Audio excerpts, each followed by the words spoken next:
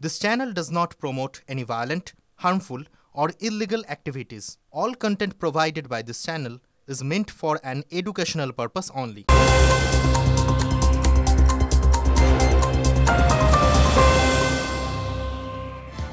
নমস্কার, স্বাগত আপনাকে টিভি9 বাংলায়। আমি দীপ রয়েছে আপনার সঙ্গে। শুরু করছি নিউজ অ্যাট 11। আর শুরুতেই যে খবরে নজর রাখতেই হচ্ছে টিভি9 বাংলার খবরের জোর। বেলঘরিয়ায় প্রতিবাদী শিক্ষককে মারধরের ঘটনায় অবশেষে গ্রেপ্তার মূল অভিযুক্ত। গ্রেপ্তার করা হয়েছে তৃণমূল কর্মী বিজয় নট্ট ওরফে পাপাইকে। নিমতা ঠাকুরতলা থেকে পাপাইকে গ্রেপ্তার করেছে বেলঘরিয়া থানার পুলিশ। আরো বিস্তারিত এই বিষয় জানবো, কথা বলবো আমাদের সহকর্মী অনন্ত চট্টোপাধ্যায় রয়েছেন আমাদের সঙ্গে। অনন্ত, কিভাবে এই মূল অভিযুক্ত মানে বিজয় নট্ট ওরফে পাপাইয়ের পুলিশ খোঁজ পেল এবং এখনো পর্যন্ত এই ঘটনায় মোট কতজনকে গ্রেপ্তার করা হলো? দেখো, পুলিশ বিভিন্ন জায়গায় তল্লাশি চালিয়ে তল্লাশি চালাচ্ছিল। নিমতা ঠাকুরতলা থেকে এই পাপাইয়ের খোঁজ পায় বিজয় নট্ট এলাইজ পাপাই। সেখানে নিমতা থানার পুলিশ এবং বেলঘরিয়া থানার পুলিশ যৌথ অভিযান চালিয়ে পাপাইকে গ্রেপ্তার করে। দেখো, পাপাইকে এখন বেলঘরিয়া থানায় নিয়ে আসা হয়েছে। সেখানে দফায় দফায় জিজ্ঞাসাবাদ করা হচ্ছে। তদন্তকারী অফিসাররা তারা দফায় দফায় জিজ্ঞাসাবাদ করছে কেন ওই শিক্ষককে তারা মেরেছিল, কি কারণে শিক্ষককে তারা মেরেছিল। তবে পাপাই এই ঘটনার পর কিন্তু নিমতাতেই গা ঢাকা দিয়েছিল। তাহলে কি কারণ আশ্রয় পাপাই ছিল? এটা নিয়েও প্রশ্ন উঠছে বিভিন্ন মহলে যে নিমতার মধ্যে থাকাকালীন কেন পাপাই গ্রেপ্তার হলো না। তবে আমরা সকাল থেকে পাপাইয়ের খবর সম্প্রসারণ করার পর প্রশাসন তাকে গ্রেপ্তার করে এবং তাকে গ্রেপ্তার করে তাকে এই মুহূর্তে দফায় দফায় জিজ্ঞাসাবাদ করা হচ্ছে।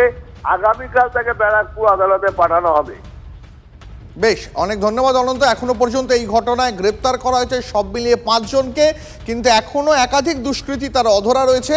আমরা এই প্রসঙ্গে কথা বলেছিলাম শিল্পী সমীর রাইচের সঙ্গে, শোনাবো তার প্রতিক্রিয়া। শাসক দলের মদত পুষ্ট না হলে এই ধরনের অসভ্যতা কেউ করতে পারে না। এটা একদম আমি পরিষ্কার ছিলাম, এবং আমি শুধু নয়, আমার মনে হয় যারা বাংলার মানুষ তারা সকলেই জানেন। এবং আলটিমেটলি সেটা আজকে প্রমাণিত হলো যে শাসক দলের একেবারে ঘনিষ্ঠ ব্যক্তি। তো এই অসভ্যতাটা এবং এই ত্রাসটা শাসক দল আমাদের সমাজে বিস্তার করে দিয়েছে যে কেউ কোনো কথা বলতে পারবে না।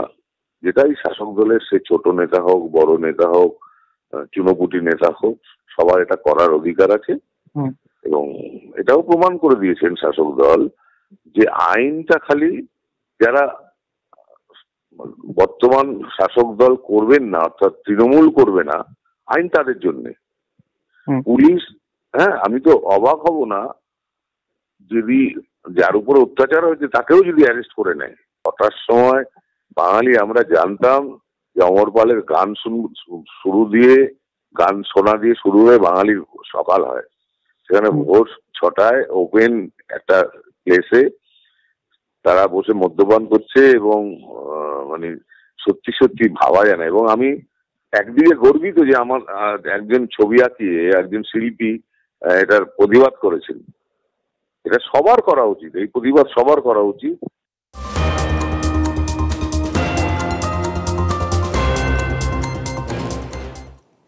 আর একটা ব্রেকিং নিউজ এই মুহূর্তে নজর রাখতেই হচ্ছে। রাজাবাজারে রক্তাক্ত আইনজীবী নিজের বাড়ির সামনে প্রাণঘাতী হামলার শিকার।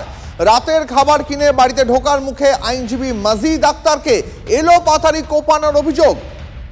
আরো বিস্তারিত এই বিষয় জানবো একেবারে ঘটনাস্থল থেকে আমাদের সহকর্মী আজিজ আমাদের সঙ্গে থাকবেন। তবে তার মাঝখানে আরো একবার আপনাদের জানিয়ে রাখি, মাস্ক পরে এই আইনজীবীর ওপরে চড়া হয় 4 থেকে 5 জন দুষ্কৃতী।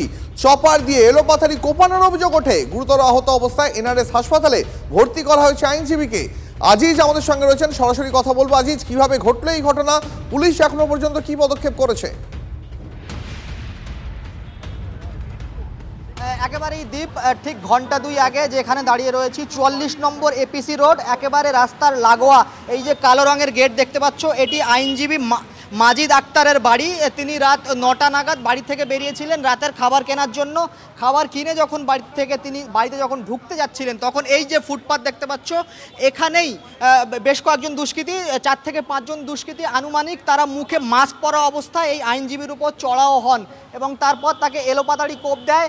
এবং উল্টো দিকে একেবারে, আমি চিত্র সাংবাদিক সমরকে বলবো আমি একেবারে লোকেশনটা একটু দেখাতে, একেবারে সামনেই রাজাবাজার মোড় এবং এটা একেবারে জনবহুল একটা এলাকা দ্বীপ, এবং সেখানেই রাত 9টা নাগাদ এই ঘটনা ঘটেছে। উল্টো দিকে বেশ কয়েকজন ছিলেন, তারা দেখতে পান, সেখান থেকে তারা যখন দৌড়ে আসেন ততক্ষণে দুষ্কৃতী যারা ছিলেন তারা চম্পট দেয় এখান থেকে, এবং পরিবারের লোকজন তারা বাড়ির ভেতর থেকে বেরিয়ে আসে, তাকে উদ্ধার করে NRS হাসপাতালে পাঠানো হয়। গলায়, মাথায় এবং তার হাতে গুরুতর চোট রয়েছে। কি কারণে এই হামলা হয়েছে, কোনো পুরনো শত্রুতার জের কিনা এখনো পর্যন্ত পুলিশ সূত্রে কিছু জানতে পারা গেল কি?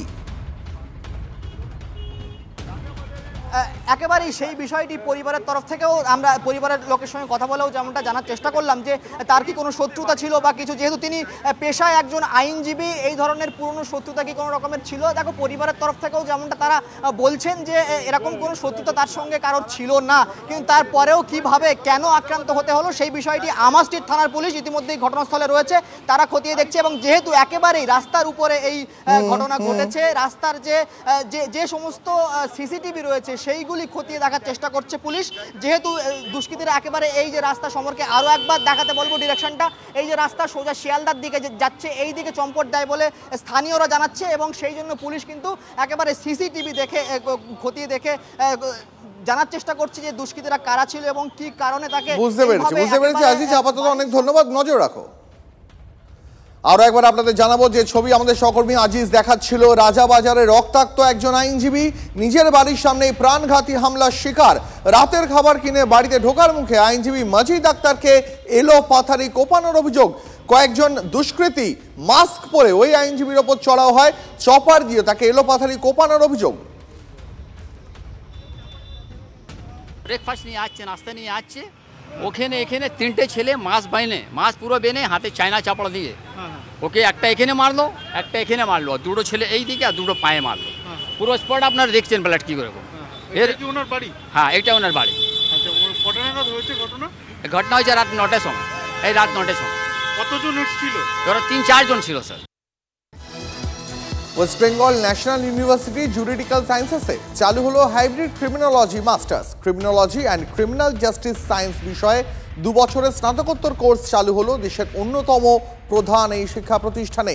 হাইব্রিড পদ্ধতিতে চালু হওয়া এই কোর্সে থাকবে MA এবং MSc 2 ডিগ্রিরই সুযোগ। 2020-র জাতীয় শিক্ষানীতি এবং UGC-র নয়া নির্দেশিকা মেনেই তৈরি হচ্ছে পাঠ্যক্রম।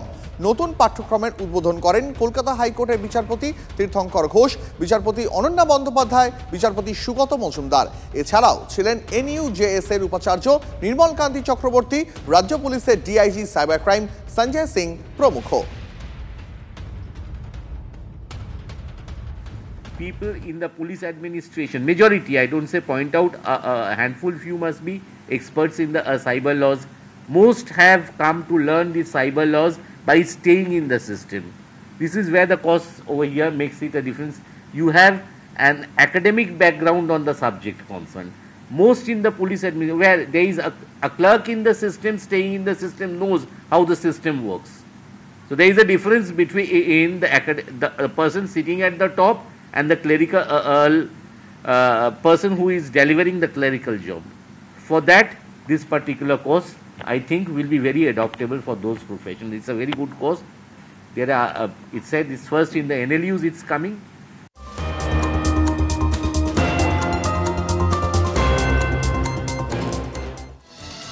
হিন্দিভাষী ব্যাংক আধিকারিককে বাংলা শেখার নিদান উদয়নের, যা ঘিরে তুঙ্গে বিতর্ক।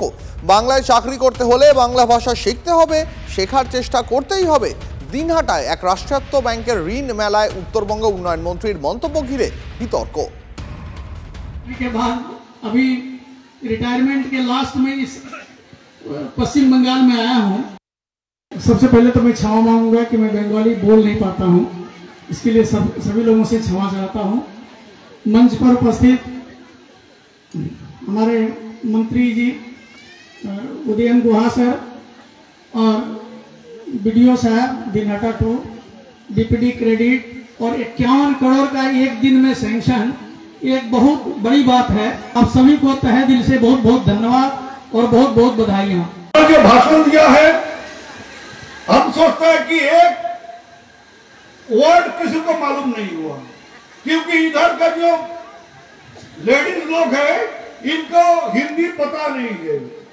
अब हिंदी में बोला वो कुछ तो कुछ मालूम नहीं हुआ। अपना क्या बुझे थे हिंदी पता, क्या बोले ना। अभी यदि अगर हम जाके यूपी में बिहार में बंगला में बोलेगा तो क्या वो लोग बंगला समझेगा। तो इसलिए हम आपको बोलेगा कि अगर आप बंगाल में नौकरी करना चाहता है, बंगाल में आगे बढ़ना चाहता है, तो आपको कोशिश करना पड़ेगा बेंगली सीखने के लिए, कोशिश करके सीखना पड़ेगा। এখানে বক্তব্য রাখবেন অফিসারেরা, তাদের বাংলাই বলতে হবে আমার মায়ের দেশটা।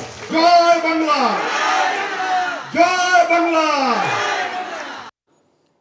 বাঙালি অস্মিতায় শান তৃণমূলের, পাল্টা কটাক্ষ বিজেপির।